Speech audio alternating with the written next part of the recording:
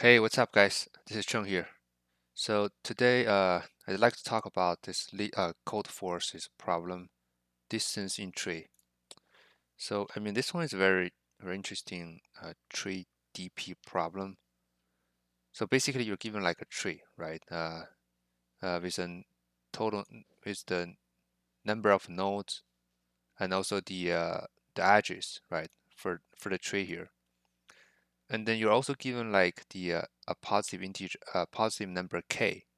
So your goal is to find the number of distinct pairs of the vertices, right, which have the distance of exactly equals to k. So remember, so V, U, and UV they counted as counted considered as to be the same pair. So here are some like the input range. So for there could be up to 50,000 nodes, and the k is up to 500, right? So yeah, and so we have an example here, right? So we have 1, 2, 2, 3, and 3, 4. Basically, we have 1 to 2, right? And then 2 to 3, 3 to 4, and then 2 to 5. So this is tree, and the k is equal to 2 in this case. How many pairs we have? So we have 1, 3, right? And then we have 2, 4. But keep in mind, we also have like this 3 to 5. Because from 3 to 5 the distance is also 2, because this is a distance, this is 2, and 1 3. Oh, and also there's like a 1 5, right? So 1 5 is this one. The 1 5 is also like another one. That's why the answer is 4. Cool. So um yeah, obviously, we cannot use the brute force way to solve this problem. I think the brute force way will be we simply uh, loop through all the subnodes of each subtree, and then we just simply try to find the distance for all the pairs of the nodes. So obviously that's gonna be n squared time complexity, right? With this range, it will TLE. So that's why usually for this kind of tree problems, we can always use a DP to solve it. So and let's see how DP will help us to solve this problem. Mm.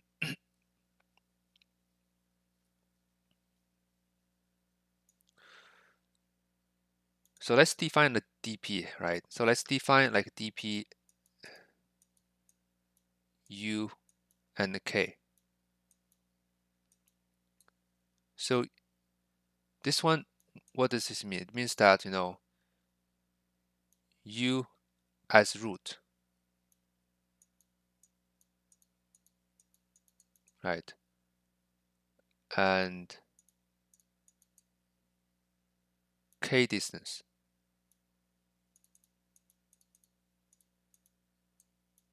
to U, right?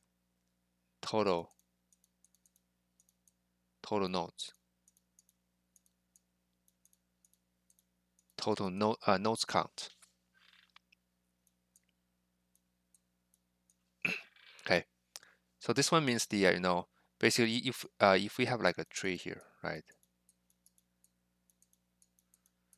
So the DP definition here is that let's say for example we have a U here, right? So let's say this is a U here, and the UK means that uh, with uh, with the U as a root. Let's say if the K is equal to 1, how many how many nodes we have, right? That how many nodes, like the child nodes, right? Below this U here have the distance to the root equals to 1. Obviously, when the k is equal to 1 and use this root, we have 2 nodes, right? That's why the u1 will equals to 2, okay? And then how about k equals to 2 here? We have what? We have 1, 2, 3, 4, right? So that's why this is gonna be 4, okay?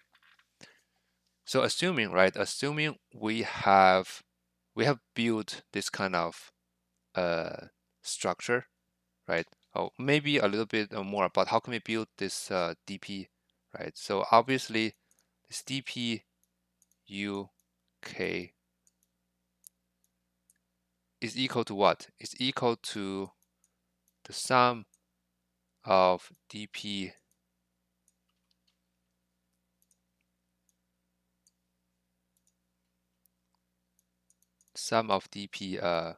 v, right?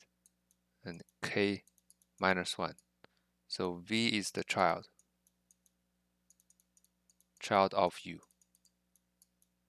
right? So this is pretty obvious, right? Because if this u has 2 child, okay, so if we know the total nodes that has the distance to v with the k minus 1, then we know that those nodes will definitely have the distance of k to u, right?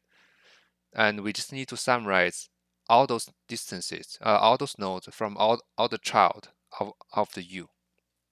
That's how we calculate this one here. Calculate the dp of u and k. All right. So that's that. And how can we use this one to help us calculate the final pair answer? Okay.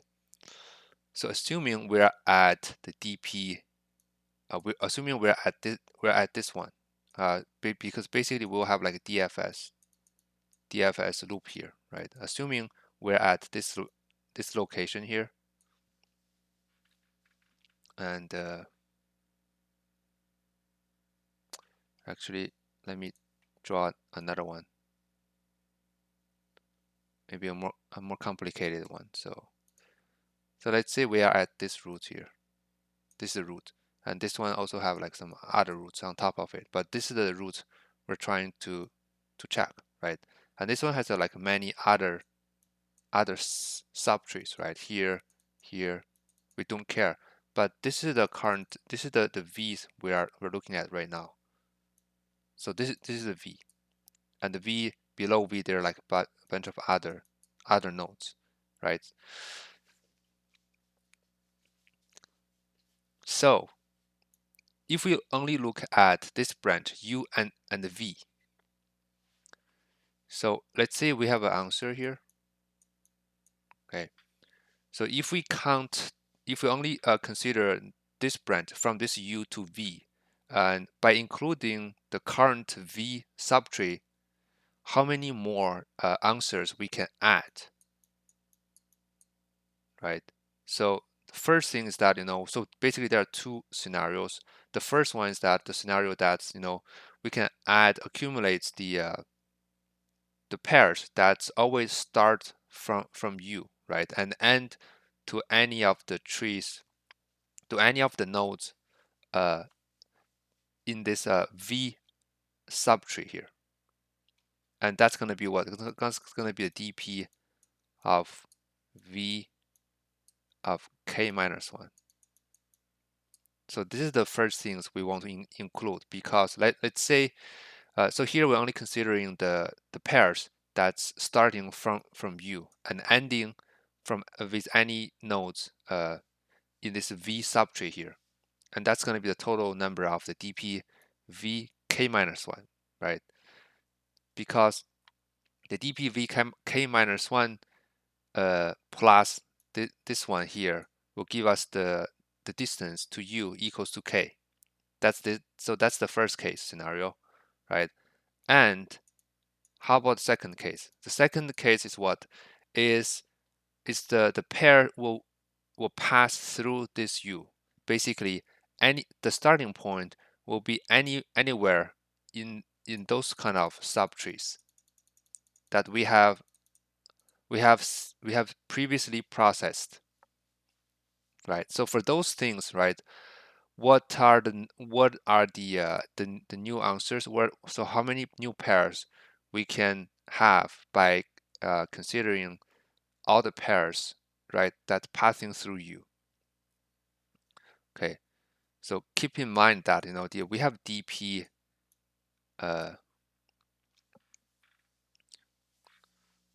Sorry. So in that case, we have to loop through we need to loop through all the numbers.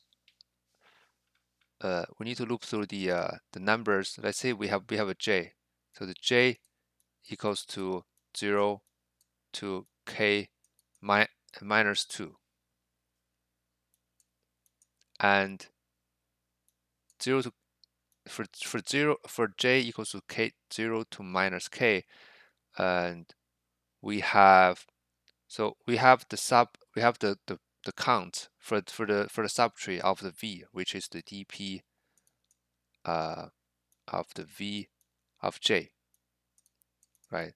So j means that the current count for the who has the nodes count, who has the difference of j to the v here.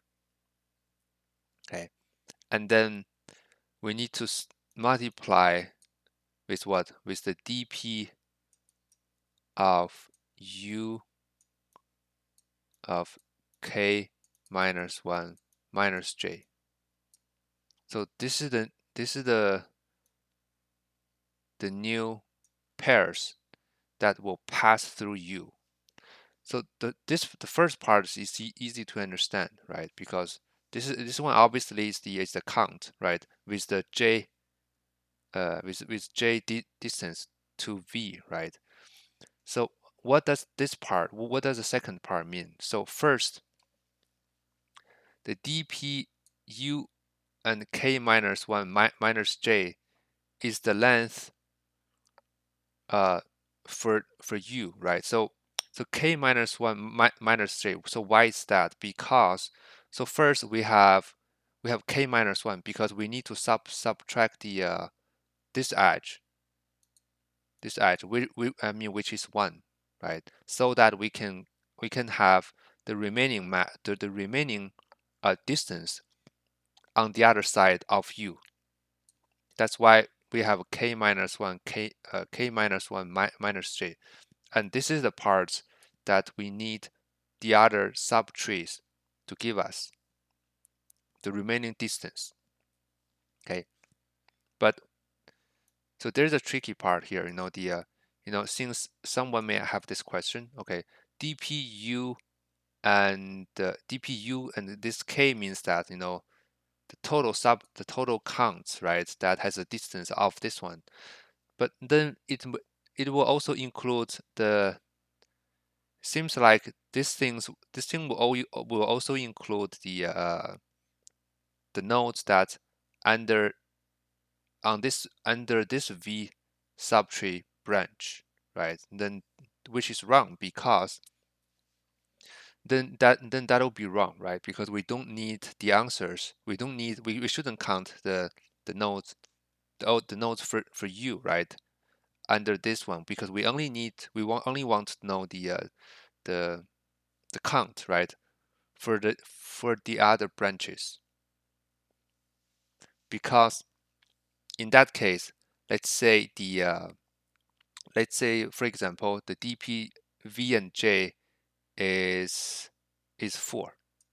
Okay, so let's say this one is just 4, which means that there are four nodes, right? Who has the distance equals to j, the distance equals to j to v here, somewhere here. They're like 4 nodes here. And let's say they're like, so for the u and for this u dp k minus 1 j here, we have 3, which means that we have 3 nodes on this side. On the other branches, right? 3 nodes here that has the distance of the remaining distance we're looking for. So that's basically we have a combination of those two values, because any of those values can can be a pair who has the distance of k, right? So this is a combination because this one can pair to this one, to this one, to this one, and to this one. Similarly for this one, right? This one can also pair to all those things. Similarly for this one, right? That's how we use this multiplication to get the new pairs by including the current v. Okay, and like I said, when we use this dpu and dpu k minus 1 minus j, we don't want this value to include the count within in the current v branch subtree. So how can we avoid that? Basically, it's very simple. We always update the answer first, and then after updating the answers, then we update the DPU by including the values from the current branch. So which means that when we are at this v, when we try to process this v subchild here, we when we calculate the answers, this DPU and k minus 1 minus j, basically this DPU hasn't been updated by including this v subtree yet. That's why that's why the DPU values are the counts that's in the remaining part, and that's exactly what we need here. And after finishing updating the answers by including this v here, so we'll update this u and k basically by including this v and k minus 1, so that assuming we have another branch here, so we have a v1 here, right? And now when we're at v1 here, similar thing happens, right? So the dpu and the k dpu here will include this part now, and so it's repeatedly use the same logic to calculate for each of the subtree.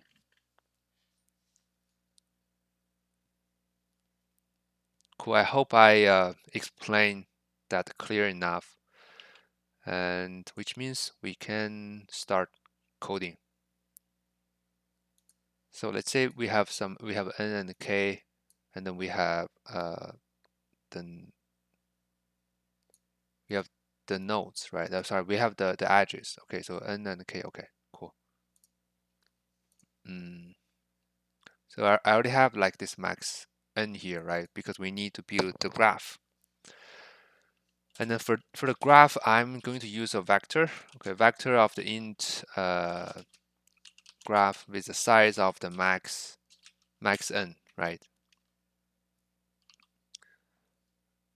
That's going to be a graph. And for the dp, right? So since the dp, the value is the max n, right? So and the length is, I'll just use 505 because the maximum k, the length is 500. That's why I allocate a little bit more. And then we have an int n k, right? And then and lastly we have the answer equals 0. Cool. So and yeah, so let's try to build a graph first, right? So we read the n, we read the k, and then for so this time I'll be using the basically one based node. I smaller than n. Sorry about that.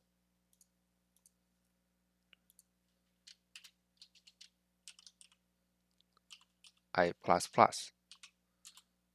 And we have int u and v. So we read the u, v. So graph, right? So graph u push back, and then graph v dot pushback of u, right? So that's how we build a graph. And then next it's just DFS. So DFS So we usually do a 1 and 0. So 0 is like the parent, right? And then we'll output the answers here. So now the only thing left is just a DFS, right? So so for DFS, let's see. So okay, so that's a DFS. It's going to be a void DFS. So we have int u and then we have int parent. Okay. So every time, right, we begin at setting up this u and 0 to 1. So that's the first thing we need to set here, because remember, so for each node, the zero distance node is 1, which is because the zero distance from the current node is the node itself. That's why we need this 1. Now for the for v, right, for auto v in the graph of u. So if the v is not equal to parent, right? So this is a simple check here. We'll keep doing the DFS v dot u, right? Because we need to reverse now the v is the child, the current node, and the u is the parent. So we do keep doing this one until we have reached the end, right? Until there's no such child for the current one. Then we can just like I said. So first one is that. Okay, sorry. First one, add the pairs, right? Who start at u, right? So which means it's going to be answer dot dp v k minus 1, right? Like I said, because in this case, right, all we need is the remember we're only trying to add the new pairs who introduced by including this current v subtree. That's why to add pairs who start at u and end, right, and end at v subtree, right? This is gonna be this one dp. And so the next thing is that we need to loop through the all the length, right? So all the length for the v subtree, which is going to be the j equals to 0, and then j is smaller than k minus 1, and then j plus plus.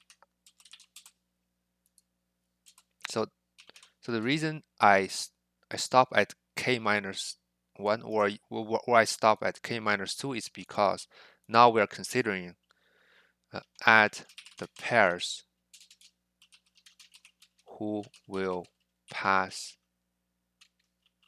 through u, right? So in order for a pair to be able to pass through u, okay, like this,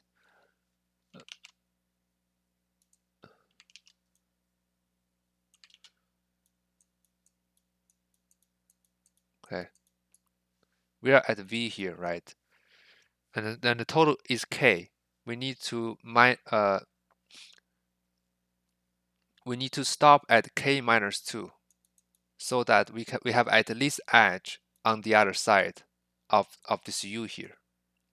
That's why we stop at k minus 2. All right, because and again, right, so we have to consider all the length, right, from 0 to k minus 2, so that we can include all the pairs, the possible pairs.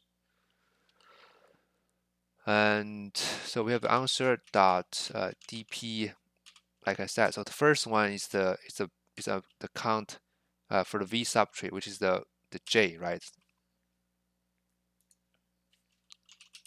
with j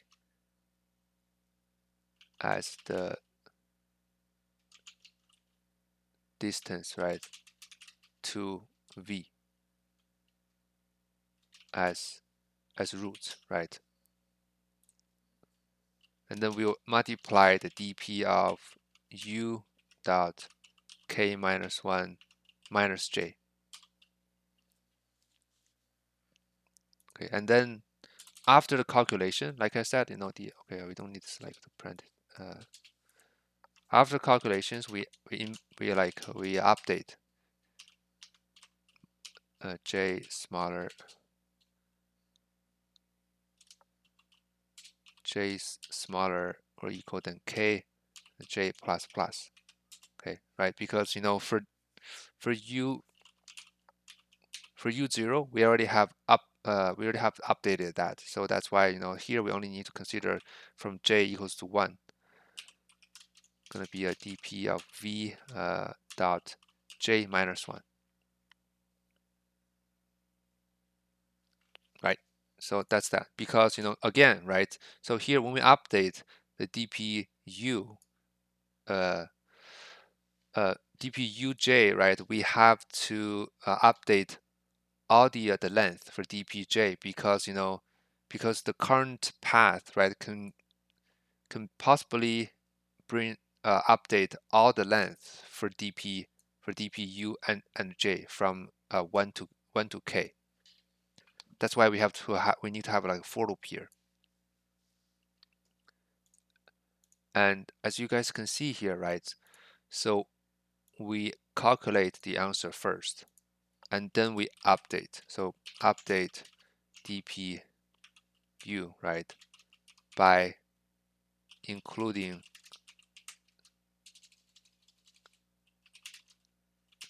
the nodes from V subtree. So that's what I meant before, right? So when we calculate the current, we're trying to add the new pairs for the current V subtree here. The dpu and k minus 1 minus j hasn't included the nodes for this for the current tree. We only included after we update calculating the answer here. That's exactly what we want, because and only then we can just safely use this value to represent the other branches, right? And then we multiply with the counts for the current subtree branch to calculate the new pairs in this case.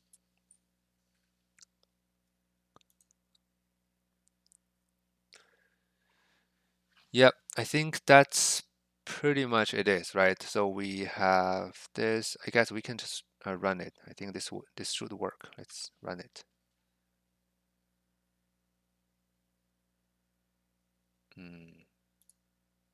Let's copy this one. So we're expecting 4 in this case, right?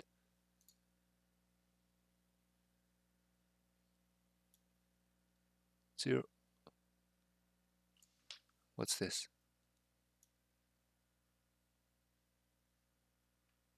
2, 5, 1, 3. Okay.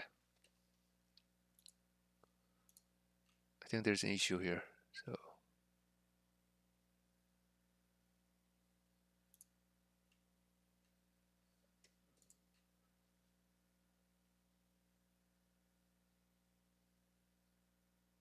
oh, I know. So here we need to read n minus 1 because the edge is n minus 1 edge, not the n is a node, which means we have n minus 1 edges to form a tree. Okay. Let's run again.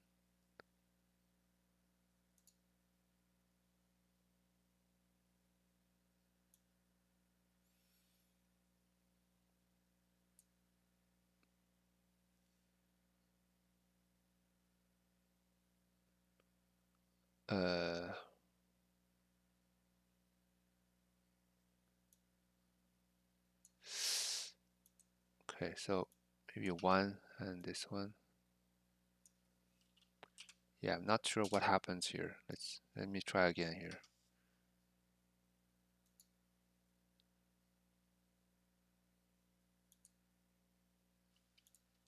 Yeah, I don't think that's the problem. Let me try to debug it real quick.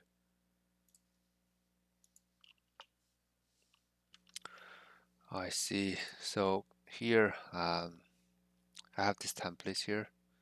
Basically, I need to come out that, yeah, because we don't have like a T loop here. That's why. That's why it failed. So cool, we have 4, right? Which is looks good. And let's try the next one. 2. All right, perfect. Cool. Seems like it's working. All right. Yeah, I think that's it, right? I mean the time complexity for this, right? So we have n nodes and then we have k length, right? So and so we will loop through all the nodes once, right? So that's gonna be n, and then for each of the nodes, we will loop through this k, right, from 0 to k. That's why the total time complexity is n times k. All right, cool. So I mean, this is like very classic, DP tree problem. You know, the tricky part for this problem is that the sequence, right? The sequence is really important here, which means that after having this kind of uh, DP array here, we have to basically calculate the answers, right? Increasing the answers uh, for the current subtree first, and then after that we only update the DP after that. That's why this DP U here, right, will not include the count for the current subtree.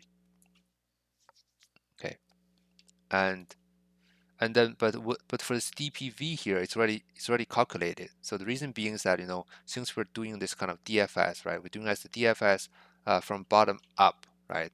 So when we are at this U here, when we're at this current U here, all the DPV